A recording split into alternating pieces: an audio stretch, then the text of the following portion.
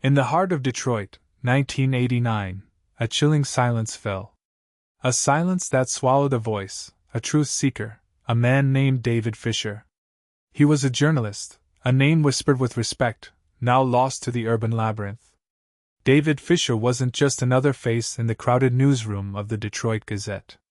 He possessed a burning ambition, a relentless drive to expose the hidden truths lurking beneath the surface of the city. His colleagues knew him as a man of unwavering dedication, spending countless hours poring over documents, chasing leads, and tirelessly interviewing sources. He was a meticulous researcher, known for his in-depth investigative pieces that often ruffled feathers and challenged the status quo. More than just a journalist, David was a husband and a father. His wife, Sarah, and their 2 young children, Emily and Thomas, were the anchors of his life, the reason he fought so hard to make a difference in the world.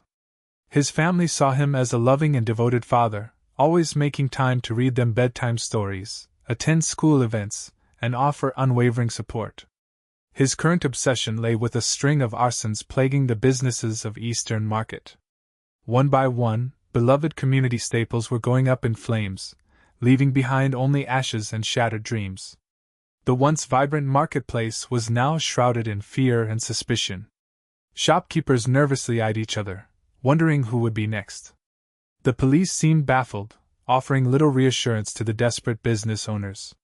Frustration mounted as the fires continued, fueled by a growing sense of helplessness. Each blaze felt like a personal attack, a deliberate attempt to destroy the heart and soul of the neighborhood. The close-knit community, once known for its resilience and camaraderie, was slowly being torn apart by fear and mistrust. David saw the fear in their eyes, heard the desperation in their voices. He knew he had to do something. He felt a responsibility to uncover the truth and bring those responsible to justice. David plunged headfirst into the investigation. He spent days and nights interviewing the affected business owners, painstakingly piecing together their stories. He spoke with fire marshals, police detectives, and even informants with ties to the city's underbelly. He meticulously documented every detail, every lead, every hunch. He frequented the smoky diners and dimly lit bars of Eastern Market, listening intently to the whispers and rumors that circulated among the locals. He soon discovered a pattern, a disturbing connection between the targeted businesses. They had all recently refused to pay protection money to a shadowy organization operating in the area. His suspicions began to solidify. He believed that these arsons were not random acts of violence, but a calculated campaign of intimidation orchestrated by organized crime. He also began to suspect that some corrupt officials within the city government were turning a blind eye, possibly even complicit in the scheme. The deeper he dug, the more dangerous the situation became. He received anonymous threats, warning him to back off. But David refused to be intimidated. He was determined to expose the truth, no matter the cost. The last time anyone saw David Fisher was late on the night of October 27, 1989. Witnesses saw him leaving the Detroit Gazette building, a worn leather briefcase clutched in his hand. He told a colleague that he was headed to meet a confidential source, someone who could provide him with crucial information about the arson investigation. He mentioned a location, a secluded warehouse on the outskirts of the city, but refused to reveal the source's name, fearing for their safety. He promised to return to the office later that night to file his story, but he never did. That was the last time anyone ever saw David Fisher alive. His car was found parked a few blocks from the newspaper office, untouched and undisturbed. Inside, his notes and research materials were neatly organized, as if he had simply stepped away for a moment.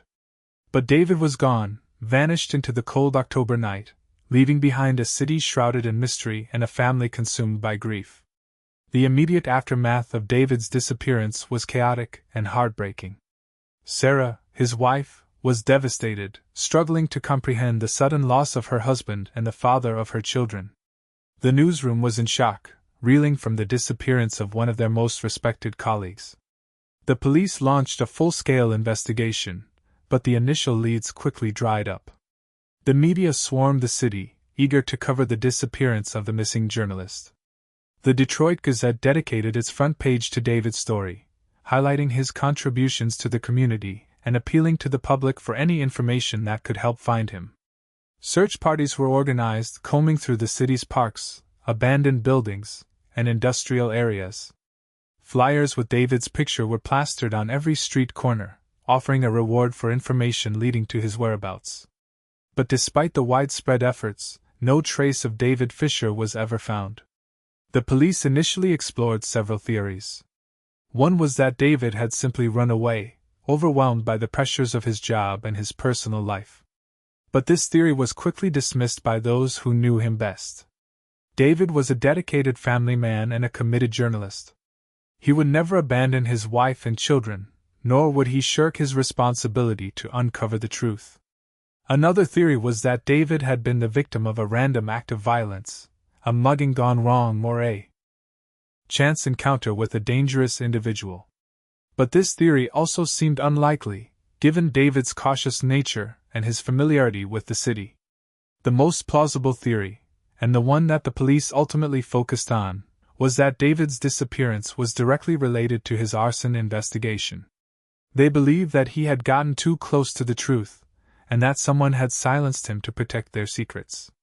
But without any concrete evidence, they were unable to make any arrests or bring any charges. As the days turned into weeks, and the weeks into months, the hope of finding David alive slowly began to fade.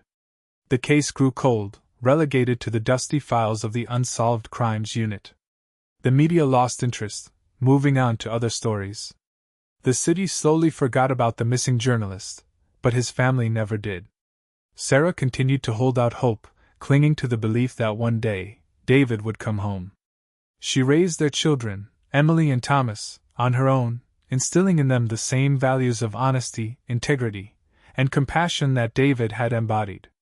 She never stopped searching for answers, never stopped fighting for justice. The disappearance of David Fisher cast a long shadow over the city of Detroit, a stark reminder of the dangers faced by those who dare to challenge the powerful and corrupt. It was a story of ambition, intrigue, and ultimately, of unanswered questions. And that's where the story stalled for years unanswered. But before we continue, please consider subscribing to our channel. Your support helps us uncover these forgotten stories and bring them to light. Click that subscribe button and join us as we delve deeper into this cold case, where the truth may be more shocking than anyone could have imagined. Because in the next part, decades later, a new team will take another look and find something everyone missed. Was it a corrupt politician? A mafia boss protecting his territory? Or something even more sinister? The initial police investigation into David Fisher's disappearance was met with a frustrating wall of silence. Detectives faced numerous challenges, from limited resources and manpower to a pervasive atmosphere of fear and distrust within the community. The Detroit Police Department, already struggling with a rising crime rate and budget constraints, found itself stretched thin, unable to dedicate the necessary resources to thoroughly investigate every lead. Many officers were overworked and demoralized, facing constant pressure to solve cases quickly and efficiently. The lack of cooperation from potential witnesses further hampered the investigation. Business owners, fearing retaliation from organized crime, were reluctant to speak openly with the police. Some offered vague or contradictory statements, while others simply refused to talk altogether, claiming they knew nothing about the arsons or David Fisher's investigation. This reluctance to cooperate created a climate of suspicion and paranoia, making it difficult for detectives to separate fact from fiction. The possibility of corruption within the police department itself also cast a shadow over the investigation. Rumors circulated that some officers were on the payroll of organized crime, protecting their interests and hindering any efforts to uncover the truth. These rumors, though never substantiated, further eroded public trust in law enforcement and made it even more difficult to gather reliable information. Several key witnesses were interviewed during the initial investigation, each offering a piece of the puzzle, but none providing the definitive clue that would crack the case. There was Tony, the Hammer, Moretti, a known associate of the Detroit Mafia, who denied any involvement in the arsons or David Fisher's disappearance, but whose alibi was suspiciously vague. He was known for his violent temper and his reputation for strong-arming business owners who refused to pay protection money. Detectives suspected that Moretti was involved in the arson scheme, but they lacked the evidence to prove it. Then there was Maria Sanchez, a waitress at a local diner frequented by David Fisher. She claimed that David had confided in her about his investigation, telling her that he was close to uncovering a major conspiracy. She described him as being increasingly worried about his safety, mentioning that he had received several threatening phone calls. However, she couldn't provide any specific details about the conspiracy or the individuals involved. Another key witness was Detective Ray Maxwell, a veteran police officer who had initially been assigned to the arson investigation. He expressed frustration with the lack of progress in the case, suggesting that the investigation had been deliberately sabotaged from within the department. He hinted at the possibility of corruption, but refused to name any names, fearing for his own safety. Despite numerous interviews and countless hours of questioning, none of these witnesses provided the breakthrough needed to solve the case. David's notes, meticulously compiled and filled with names, dates, and cryptic phrases, became a focal point of the investigation.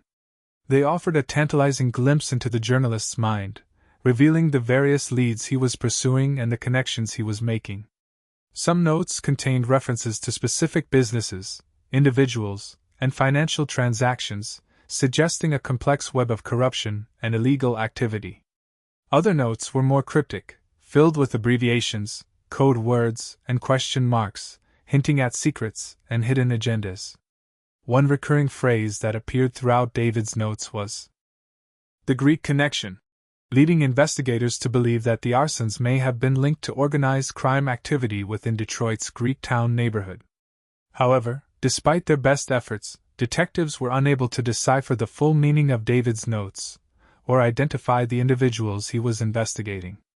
The notes served as a reminder of David's relentless pursuit of truth, but they also highlighted the challenges faced by investigators in unraveling the complex web of secrets surrounding his disappearance.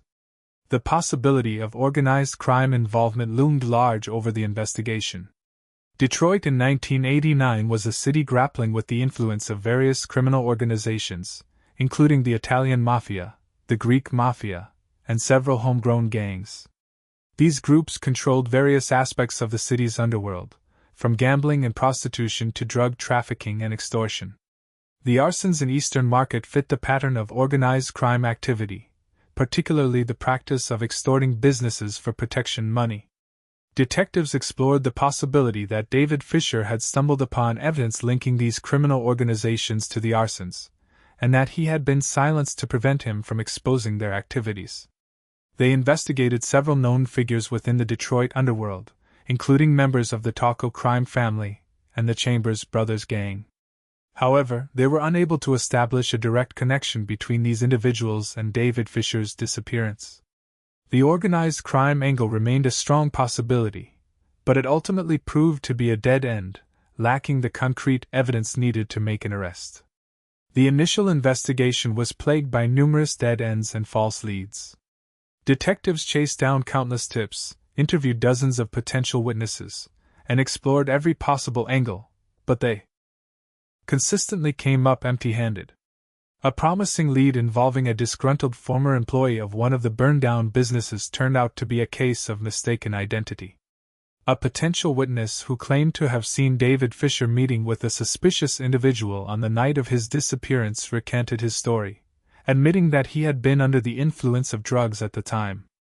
A search of a suspected arsonist's home yielded no evidence linking him to the Eastern Market fires or David Fisher's disappearance. Each dead end was a crushing blow to the investigation, further diminishing the hope of finding David alive and bringing his killers to justice. The frustration and disappointment among the investigators were palpable, as they watched the case grow colder with each passing day. The public outcry following David Fisher's disappearance was immense. The community rallied around his family, organizing fundraisers, vigils, and protests to demand justice. The Detroit Gazette kept David's story alive, publishing regular updates on the investigation and highlighting his contributions to the city. Local activists organized marches and demonstrations, calling on the police to dedicate more resources to the case and to bring David's killers to justice. The public pressure on law enforcement was intense, but it did little to break the wall of silence surrounding the case. The community's grief and anger were palpable, but they were ultimately powerless to overcome the obstacles that stood in the way of solving the mystery of David Fisher's disappearance. As the months turned into years, the case of David Fisher slowly faded from the public consciousness. The initial fervor of the investigation dissipated, and the media moved on to other stories. The police, lacking any new leads or evidence, quietly shelved the case, relegating it to the cold case files. The hope of finding David alive dwindled with each passing day, replaced by a growing sense of despair and resignation. His family never gave up hope entirely, but they were forced to accept the grim reality that they may never know what happened to him. The disappearance of David Fisher became a tragic symbol of the unsolved mysteries that haunt the city of Detroit, a reminder of the dangers faced by those who dare to challenge the powerful and corrupt. Decades passed, and the name David Fisher became a whisper in the halls of the Detroit Gazette, a forgotten footnote in the city's crime annals. The file sat gathering dust, a testament to a mystery unsolved, a life unavenged. But in 2009, a fresh set of eyes, hardened by years of witnessing the city's underbelly, landed on the cold case. The Detroit Police Department's Cold Case Unit, revitalized with new funding and a renewed commitment to justice, decided to revisit the Fisher case. This unit, a small team of dedicated detectives, specialized in breathing life back into forgotten investigations. They were armed with something the original investigators lacked: time, perspective, and most importantly, cutting-edge technology. Detective Isabella Izzy Diaz, a sharp, tenacious investigator with a reputation for solving the unsolvable, spearheaded the renewed effort. She saw something in the Fisher case that resonated with her, a sense of injustice that demanded to be rectified. She believed that even after all these years, the truth was still out there, waiting to be uncovered. The advancements in forensic technology since 1989 were staggering. DNA analysis, practically non-existent at the time of David's disappearance, had become a powerful tool for identifying suspects and linking them to crime scenes. Digital forensics offered the possibility of recovering deleted files, analyzing phone records, and tracing online communications. Even seemingly insignificant pieces of evidence, like fingerprints or fibers, could now be analyzed with unprecedented precision. Izzy and her team meticulously reviewed the original case files, identifying potential pieces of evidence that could be subjected to modern forensic testing. They sent David's notes, clothing, and other personal belongings to the state crime lab, hoping to find a hidden clue that had been overlooked decades ago. They also consulted with forensic experts, seeking their advice on how to best utilize the new technologies available to them. The possibilities seemed endless, offering a glimmer of hope that the truth about David Fisher's disappearance could finally be revealed. One of the first steps the Cold Case Unit took was to re-interview the original witnesses. Time can change perspectives, soften memories, or even embolden those who were once afraid to speak. They tracked down Tony, the Hammer, Moretti, now an aging man living a quiet life in the suburbs. He initially maintained his innocence, but Izzy's persistent questioning and her knowledge of his past eventually wore him down. He admitted to knowing about the arsons, but continued to deny any involvement in David Fisher's disappearance. Maria Sanchez, the waitress, was easier to find, still working at the same diner.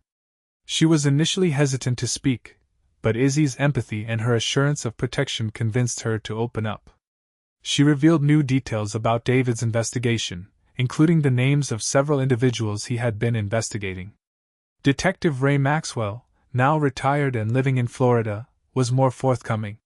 He had always suspected corruption within the department, and he was now willing to share his suspicions with Izzy, providing her with valuable insights into the inner workings of the Detroit Police Department in 1989.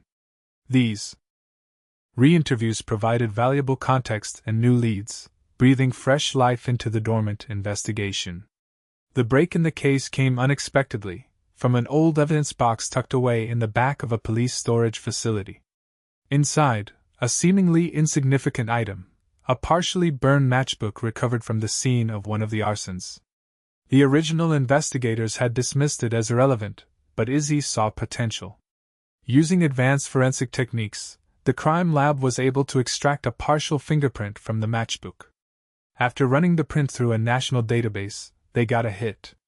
The fingerprint belonged to a man named Victor Salinger, a seemingly unremarkable member of the Detroit community with no prior criminal record. Salinger's name didn't appear in the original case files, making this a completely new lead. Victor Salinger was a ghost, living a quiet, unassuming life as a retired accountant. He lived alone in a modest house in a quiet neighborhood, tending to his garden and volunteering at a local church. He seemed like the last person in the world who would be involved in a series of arsons or the disappearance of a journalist. But as Izzy dug deeper into Salinger's past, she began to uncover a hidden history, a connection to the very organized crime figures David Fisher had been investigating. It turned out that Salinger had been working as an accountant for a notorious crime boss named Sal DeMarco, laundering money and keeping the books for his illegal operations. He was the unassuming face of DeMarco's criminal enterprise. The motive for silencing David Fisher became chillingly clear. David's investigation into the arsons was threatening to expose DeMarco's entire operation, including Salinger's role in the money laundering scheme.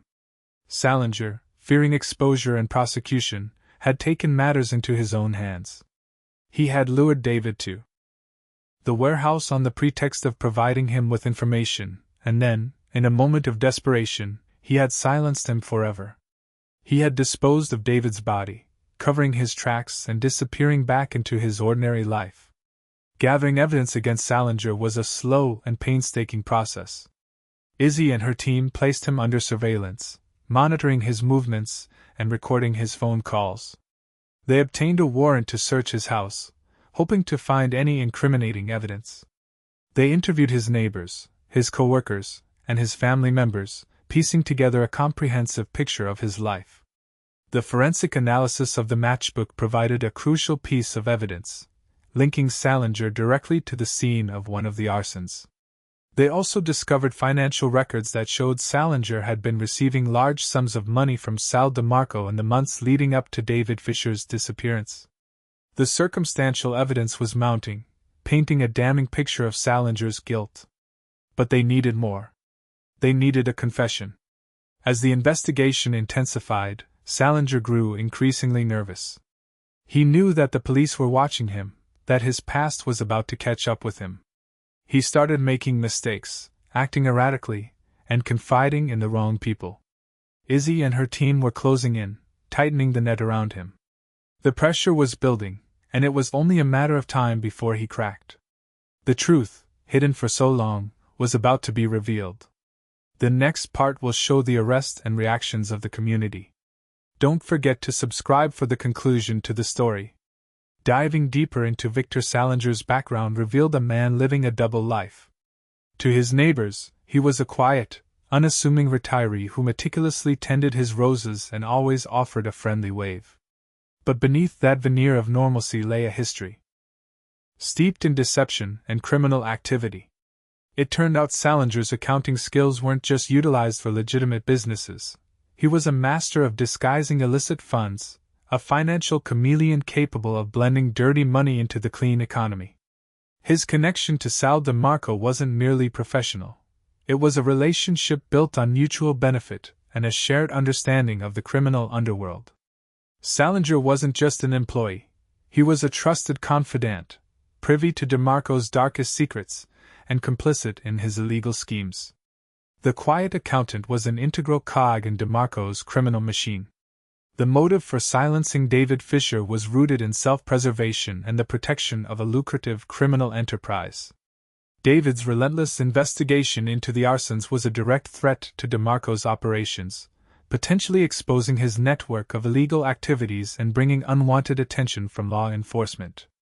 Salinger, as DeMarco's trusted accountant, knew the full extent of the criminal enterprise and the devastating consequences of its exposure. He understood that David Fisher's reporting could trigger a cascade of investigations, arrests, and convictions, ultimately dismantling DeMarco's empire and landing himself in prison. Therefore, silencing David Fisher wasn't just about protecting DeMarco. It was about protecting Salinger himself, his freedom, and his carefully constructed double life.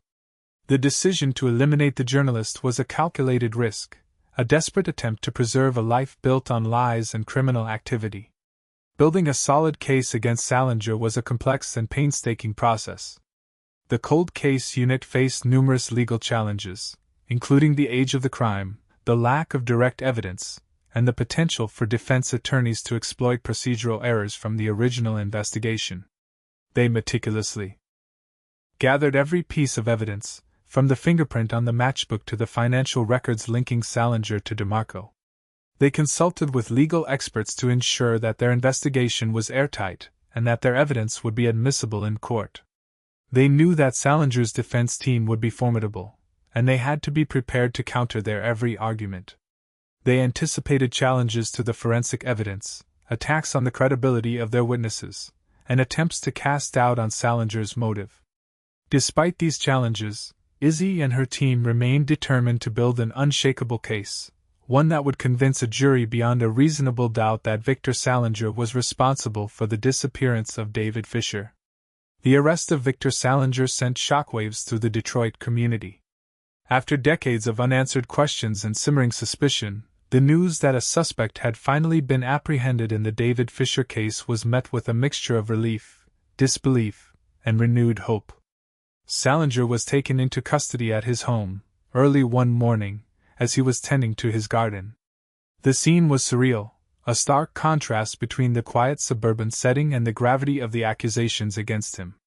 The neighbors, who had known Salinger for years as a kind and gentle man, watched in stunned silence as he was led away in handcuffs.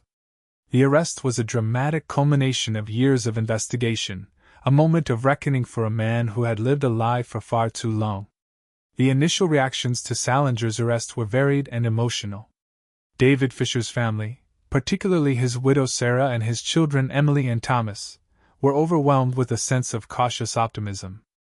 After decades of living with uncertainty and grief, the news of an arrest offered a glimmer of hope that justice might finally be served. They expressed their gratitude to the cold case unit for their tireless efforts and their unwavering commitment to solving the case. David's former colleagues at the Detroit Gazette were equally stunned and gratified. They remembered David as a dedicated journalist and a fearless truth seeker, and they were heartened to see that his disappearance had not been forgotten. The arrest also sparked a renewed sense of hope within the Eastern Market community, who had long suffered from the lingering fear and suspicion caused by the arsons. They hoped that Salinger's arrest would bring closure to a dark chapter in their history and allow them to rebuild their community. The media frenzy surrounding Salinger's arrest was intense. The David Fisher case, once a forgotten cold case, was suddenly front-page news again. Newspapers, television stations, and online news outlets descended on Detroit, eager to cover every angle of the story. The arrest sparked a renewed interest in the details of David's disappearance, the original investigation, and the potential motives for his silencing. Reporters interviewed David's family, his former colleagues, police investigators, and legal experts, seeking to understand the complexities of the case and the significance of Salinger's arrest. The media coverage also focused on the impact of the case on the Detroit community, highlighting the lingering wounds caused by the arsons and the renewed hope for justice. The intense media scrutiny added pressure on the cold case unit and the prosecuting attorneys to build a strong case against Salinger and to ensure that justice was finally served. As Victor Salinger sat in a jail cell, awaiting his trial, the city of Detroit held its breath. The arrest had brought a sense of closure, but it also raised new questions and anxieties. Would the prosecution be able to prove Salinger's guilt beyond a reasonable doubt? Would the jury be swayed by the defense's arguments? Would justice finally be served for David Fisher and his family? The answers to these questions would determine not only Salinger's fate but also the future of the David Fisher case and the lingering wounds it had inflicted on the Detroit community. The next part will be the trial and the witness testimonies, so don't forget to subscribe for the continuation of this story. The trial of Victor Salinger became a spectacle, a legal drama played out under the intense glare of media scrutiny. The courtroom was packed each day, filled with reporters, members of the public, and David Fisher's family, all eager to witness the proceedings.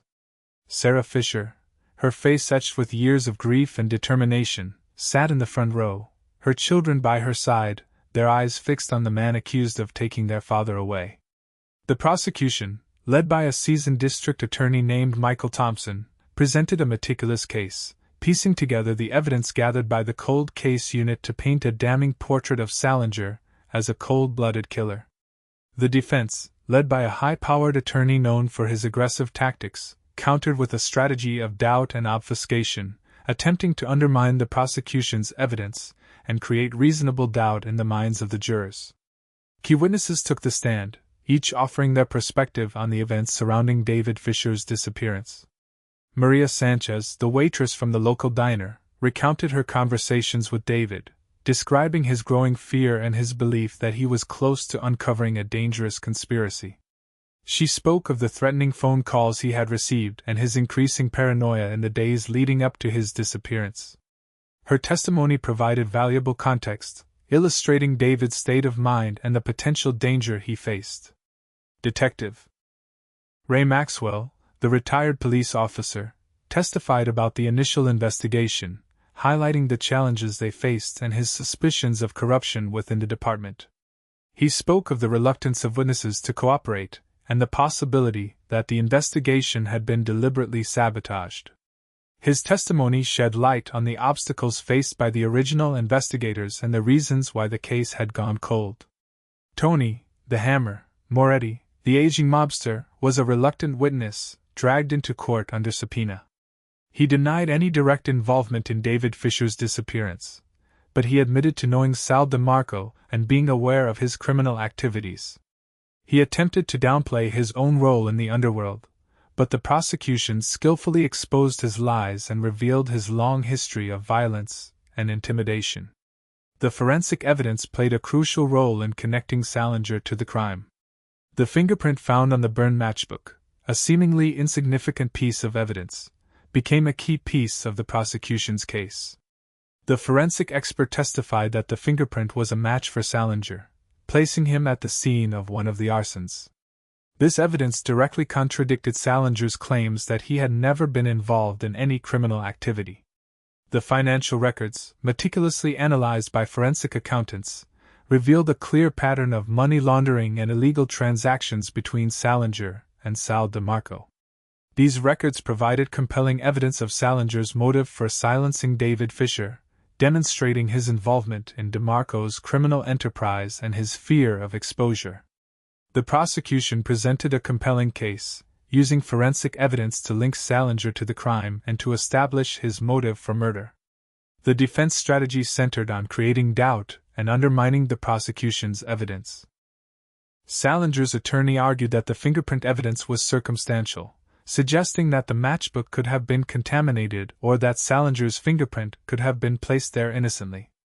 He attacked the credibility of the witnesses, portraying Maria Sanchez as an unreliable gossip and Detective Maxwell as a disgruntled former police officer with a vendetta against the department. He argued that the financial records were complex and ambiguous, suggesting that the money transfers between Salinger and DeMarco could have been for legitimate business purposes. The defense attorney also emphasized Salinger's seemingly ordinary life, portraying him as a kind and gentle man who would never be capable of committing such a heinous crime. The defense strategy was designed to create reasonable doubt in the minds of the jurors, hoping to persuade them that the prosecution had not proven Salinger's guilt beyond a reasonable doubt. The emotional impact of the trial was profound, particularly on David Fisher's family. Sarah Fisher, who had waited decades for justice, sat through the trial with unwavering resolve, listening intently to the testimony and reliving the pain of her husband's disappearance. Her children, Emily and Thomas, who had grown up without their father, struggled to reconcile the image of the man they had never known with the accusations against Salinger. The trial was a painful reminder of their loss, but it also offered a glimmer of hope that they might finally find closure and receive justice for their father's murder. The emotional toll of the trial was also felt by the community, who had long been haunted by the mystery of David Fisher's disappearance. The trial reopened old wounds and rekindled old fears, but it also offered a chance for healing and reconciliation. The trial faced several legal challenges and procedural issues. The defense attorney repeatedly objected to the admissibility of certain pieces of evidence, arguing that they were obtained illegally or that they were irrelevant to the case. The judge, a respected jurist known for his fairness and impartiality, carefully considered each objection, ruling on the admissibility of the evidence and ensuring that the trial was conducted fairly. The defense attorney also raised questions about the integrity of the original investigation, suggesting that evidence may have been mishandled or that witnesses may have been coerced. These challenges added to the complexity of the trial and prolonged the proceedings, but the judge remained committed to ensuring that both sides had a fair opportunity to present their case. As the trial neared its conclusion, the tension in the courtroom was palpable. The prosecution and the defense prepared their closing arguments, summarizing their respective cases and appealing to the jury's sense of justice. The jurors, who had listened attentively to the testimony and examined the evidence, faced the daunting task of rendering a verdict that would determine the fate of Victor Salinger and the future of the David Fisher case. The weight of their decision hung heavy in the air as the trial approached its climactic conclusion. The next part will detail the closing arguments, jury deliberation, and the verdict, so be sure to subscribe for the finale. The prosecution, with a theatrical flourish, began its closing argument.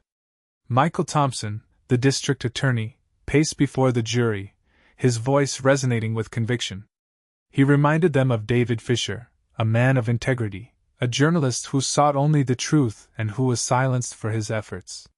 He methodically represented the evidence, the fingerprint on the matchbook, inextricably linking Victor Salinger to the arson, the complex web of financial transactions proving Salinger's deep involvement with Sal DeMarco's criminal enterprise, the testimonies of witnesses, each piece contributing to the complete picture of a man willing to kill to protect his secrets. He emphasized Salinger's motive, the fear of exposure, the potential ruination of his carefully constructed double life. "Ladies and gentlemen," Thompson declared, his voice rising in intensity, "the evidence is overwhelming. It points irrefutably to one conclusion: Victor Salinger is guilty of the murder of David Fisher. Justice demands that you hold him accountable for his actions." He paused, allowing his words to sink in.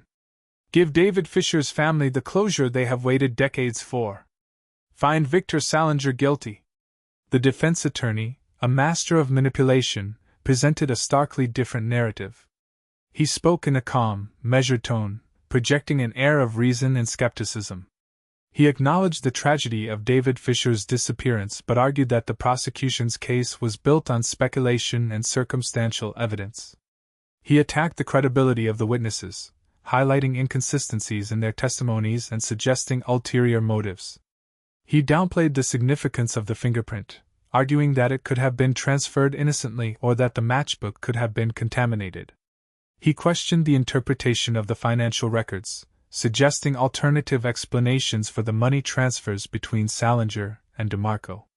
He painted a sympathetic portrait of Salinger, an ordinary man caught in extraordinary circumstances, a victim of a flawed investigation and a rush to judgment. "Ladies and gentlemen," the defense attorney concluded, his voice soft but persuasive, "the prosecution has failed to prove Victor Salinger's guilt beyond a reasonable doubt. The evidence is weak, the motives are unclear, and the possibility of innocence remains. I urge you to consider all the evidence carefully and to return a verdict of not guilty." Following the closing arguments, the judge delivered his final instructions to the jury, reminding them of their duty to consider all the evidence impartially and to render a verdict based solely on the facts presented. He emphasized the importance of reasonable doubt, explaining that they could only convict Salinger if they were convinced of his guilt beyond a reasonable doubt. The jury, a diverse group of 12 individuals, retired to the deliberation room, their faces etched with the weight of their responsibility. The fate of Victor Salinger, and the hopes of David Fisher's family, rested in their hands. Inside the deliberation room, The jurors began the arduous process of reviewing the evidence, debating the testimonies, and weighing the arguments presented by the prosecution and the defense. The deliberations were intense and emotional, with jurors expressing conflicting opinions and struggling to reconcile the conflicting narratives. Some jurors were swayed by the prosecution's evidence, convinced that Salinger was guilty of murder. They pointed to the fingerprint, the financial records, and the testimonies of witnesses as proof of his involvement in David Fisher's disappearance. Other jurors were more skeptical, questioning the reliability of the evidence and expressing concerns about reasonable doubt. They argued that the prosecution had failed to prove Salinger's guilt beyond a reasonable doubt, and that there was a possibility that he was innocent. The deliberations continued for days, with the jurors locked in intense debate, re-examining the evidence, and wrestling with their consciences. The weight of their decision pressed heavily upon them, as they struggled to reach a consensus. Finally, after days of deliberation, the jury reached a verdict. The courtroom was filled with anticipation as the jurors filed back into their seats, their faces solemn and unreadable. Victor Salinger, his face pale and drawn, sat nervously at the defense table, his eyes fixed on the jury foreman. Sarah Fisher, her hands clasped tightly in her lap, waited anxiously for the verdict, her heart pounding in her chest. The judge asked the jury foreman if they had reached a verdict. The foreman, his voice trembling slightly, replied, "Yes, Your Honor, we have." He handed the verdict form to the bailiff, who passed it to the judge. The judge read the verdict silently, his expression inscrutable. Then, he looked up and announced, "In the matter of the People versus Victor Salinger, on the charge of first-degree murder, we the jury find the defendant." He paused, creating a moment of unbearable suspense. "Guilty!" A collective gasp swept through the courtroom. Sarah Fisher burst into tears, her body shaking with emotion. Her children embraced her, offering comfort and support. The prosecution team exchanged triumphant glances, their years of hard work finally vindicated. Victor Salinger slumped in his chair, his face a mask of despair. His attorney stared blankly ahead, his defense strategy having failed. The courtroom erupted in a cacophony of emotions: joy, grief, relief, and anger. Justice, after decades of waiting, had finally been served. The consequences of the guilty verdict were swift and severe. Victor Salinger was immediately taken into custody and sentenced to life in prison without the possibility of parole. He would spend the rest of his days behind bars, paying the price for his heinous crime. The verdict brought a sense of closure to David Fisher's family, allowing them to finally grieve and to move forward with their lives. It also sent a message to the Detroit community that justice, though delayed, can ultimately prevail. The case served as a reminder of the importance of perseverance and the enduring power of truth. The conviction of Victor Salinger brought a sense of relief and vindication to the cold case unit, who had worked tirelessly to solve the mystery of David Fisher's disappearance. It demonstrated the value of their work and the importance of never giving up on unsolved crimes. News of the verdict spread quickly throughout the Detroit community, sparking a range of emotions. Many residents expressed relief and gratitude that justice had finally been served in the David Fisher case. They saw the verdict as a sign that the city was finally turning a corner, shedding its reputation for corruption and embracing a new era of accountability. Others expressed sadness and regret that it had taken so long to bring Salinger to justice. They lamented the decades of suffering endured by David Fisher's family, and the lingering wounds inflicted on the community by the arsons. Still others expressed anger and frustration, questioning why it had taken so long to solve the case and demanding greater accountability from law enforcement. The verdict in the Victor Salinger trial marked a turning point in the David Fisher story, bringing a sense of closure and justice after decades of uncertainty. But it also raised new questions and challenges, prompting reflection on the nature of crime, the pursuit of truth, and the enduring impact of unsolved mysteries. The echoes of the guilty verdict reverberated through the courtroom, then spread like wildfire throughout Detroit and beyond. For Sarah Fisher and her children, Emily and Thomas, the sentencing of Victor Salinger to life in prison without parole marked the end of a long, agonizing chapter. The closure they had sought for decades was finally within reach. The weight of uncertainty, the constant gnawing questions, the what-ifs and the maybes, all of it began to lift, replaced by a sense of peace they hadn't known was possible. While nothing could ever truly replace the father and husband they had lost, the verdict offered a measure of solace, a confirmation that David's life had not been forgotten and that his killer had been brought to justice. The years of pain and searching had come to an end. They could finally begin the process of healing and rebuilding their lives, carrying with them the memory of David's courage and the enduring power of truth. However, for others, the verdict brought a different kind of aftermath. For those who still harbored suspicions about the involvement of others in David's disappearance, or who believed that the full story had yet to be revealed, the guilty verdict brought little solace.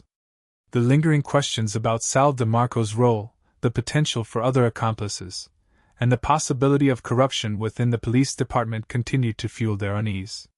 They feared that Salinger was merely a pawn in a larger game, a scapegoat who had taken the fall for others. Despite the conviction, a sense of incompleteness persisted, a feeling that the full truth remained shrouded in secrecy. The verdict might have closed the legal case, but it did not fully quell the lingering doubts and suspicions that plagued certain corners of the Detroit community. Almost immediately after the sentencing, Victor Salinger's defense team filed an appeal, citing procedural errors, challenging the admissibility of certain evidence, and alleging prosecutorial misconduct. The appeal process dragged on for months, prolonging the agony for David Fisher's family and creating renewed uncertainty about the outcome of the case. Salinger's attorneys argued that the fingerprint evidence was circumstantial and unreliable, that the financial records had been misinterpreted, and that the judge had made several errors in his rulings. They claimed that Salinger had been denied a fair trial and that his conviction should be overturned. The legal battles raged on, with both sides presenting their arguments and fighting for their respective positions. The appeal process became a new source of stress and anxiety for Sarah Fisher and her children, who feared that Salinger might somehow escape justice and that their long-sought closure would be snatched away. The impact of the trial and verdict on the Detroit community was profound and far-reaching. The case reopened old wounds, stirred up long-dormant emotions, and forced the city to confront its past. The arsons in Eastern Market, which had been largely forgotten, were once again brought to the forefront, reminding residents of the fear and uncertainty that had gripped the neighborhood decades ago. The trial also reignited the debate about corruption within the police department and the challenges faced by law enforcement in combating organized crime. The community grappled with questions of justice, accountability, and the enduring legacy of unsolved crimes. The trial served as a catalyst for dialogue and reflection, prompting residents to examine their own roles in shaping the city's future and to work towards creating a more just and equitable society. David Fisher's legacy as a journalist and truth seeker was cemented by the trial and verdict. His courage, his dedication, and his unwavering commitment to uncovering the truth were widely praised and celebrated. He was remembered as a champion of the underdog, a voice for the voiceless, and a fearless investigator who dared to challenge the powerful and corrupt. His work inspired a new generation of journalists to pursue truth and justice, even in the face of adversity. The Detroit Gazette established a scholarship in his name, providing financial assistance to aspiring journalists who shared his passion for investigative reporting. David Fisher's legacy lived on, not only in the hearts of his family and friends, but also in the collective memory of the Detroit community. The role of the media in the David Fisher case was complex and multifaceted. In 1989, the media had played a crucial role in raising awareness about David's disappearance and putting pressure on law enforcement to investigate the case. However, the media's attention had waned over time, and the case had largely faded from the public consciousness. With the reopening of the case and the arrest of Victor Salinger, the media once again played a prominent role, providing extensive coverage of the trial and its aftermath. The media's coverage helped to inform the public about the details of the case, to raise awareness about the challenges of cold case investigations, and to hold law enforcement accountable. However, the media's coverage also had its drawbacks, with some outlets sensationalizing the story and focusing on the more lurid details of the crime. Despite these challenges, the media ultimately played a vital role in ensuring that the David Fisher case received the attention it deserved and that justice was ultimately served. As the dust settled on the Victor Salinger trial, the Detroit community began a period of reflection and understanding. The case had exposed deep-seated problems within the city, including corruption, organized crime, and the challenges faced by law enforcement. The trial had also highlighted the importance of perseverance, the enduring power of truth, and the need for justice to prevail, no matter how long it takes. The community emerged from the experience with a renewed sense of determination to address these challenges and to build a better future for Detroit. The David Fisher case served as a reminder of the city's past, but it also offered a glimmer of hope for its future. The next part is the resolution of the case and emotional conclusion. Subscribe so you don't miss it. The resolution of the David Fisher case, while delivering a sense of justice, left an indelible mark on the city of Detroit, a complex tapestry woven with threads of closure, lingering questions, and a renewed commitment to seeking truth. The conviction of Victor Salinger provided a definitive answer to the mystery that had haunted the Fisher family and the community for decades, but it also exposed the deep-seated corruption and criminal activity that had festered beneath the surface of the city for years. While Salinger's imprisonment offered a sense of finality, the case served as a stark reminder of the enduring impact of unsolved crimes and the importance of perseverance in the pursuit of justice. The resolution was not simply about punishing a guilty man. It was about acknowledging the pain and suffering caused by his actions and reaffirming the value of human life. The emotional conclusion of the David Fisher case was a poignant moment for all those involved. Sarah Fisher, who had tirelessly fought for justice for her husband, finally found a measure of peace. Her children, Emily and Thomas, who had grown up without their father, were able to gain a better understanding of his life and the circumstances surrounding his death. The Cold Case Unit, who had dedicated years to solving the mystery, felt a deep sense of satisfaction in bringing closure to the Fisher family and the community. Even those who had been skeptical about the possibility of solving the case were moved by the outcome, recognizing the importance of never giving up on the pursuit of justice. The emotional impact of the case extended beyond the immediate participants, touching the hearts of countless individuals who had followed the story and been inspired by David Fisher's courage and Sarah Fisher's unwavering determination. The conclusion was a testament to the resilience of the human spirit and the power of hope in the face of adversity. The David Fisher case had a profound social impact on the city of Detroit, affecting public trust in law enforcement, the media, and the justice system. The initial failure of the police to solve the case in 1989 had eroded public confidence in their ability to protect the community and bring criminals to justice. The reopening of the case and the subsequent conviction of Victor Salinger helped to restore some of that trust, demonstrating that law enforcement was committed to solving even the oldest and most challenging crimes.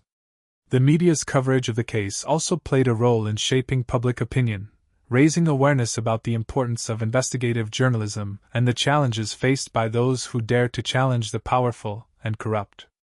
The justice system, which had been criticized for its perceived leniency towards criminals, was vindicated by the conviction of Salinger, reaffirming the principle that no one is above the law.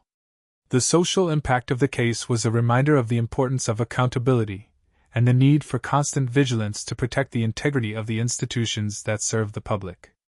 The social issues highlighted by this case included police corruption, the insidious influence of organized crime, and the long-term consequences of unsolved violent acts. The David Fisher case offered several important lessons about the importance of thorough investigations, the power of perseverance, and the enduring impact of unsolved crimes. The initial investigation, hampered by limited resources, a lack of cooperation from witnesses, and the possibility of corruption, failed to uncover the truth about David's disappearance. The reopening of the case by the Cold Case Unit, armed with new technology and a renewed commitment to justice, demonstrated the importance of revisiting old cases and pursuing every possible lead. The unwavering determination of Sarah Fisher and her family to find answers, even after decades of uncertainty, underscored the power of perseverance and the importance of never giving up on the pursuit of justice. The lasting impact of David's disappearance on his family and the community served as a reminder of the enduring pain caused by unsolved crimes and the need to bring closure to victims and their loved ones. Despite the tragic circumstances of David Fisher's death, the resolution of the case offered a message of hope for the future. The successful investigation and conviction of Victor Salinger demonstrated that justice can be achieved, even after decades of delay. The renewed commitment of law enforcement to solving cold cases and the advancements in forensic technology offered hope that other unsolved crimes could also be brought to resolution. The outpouring of support for David Fisher's family and the widespread condemnation of his murder showed that the community valued truth, justice, and accountability. The hope for the future was rooted in the belief that by learning from the mistakes of the past and embracing new tools and strategies, it was possible to create a safer and more just society for all.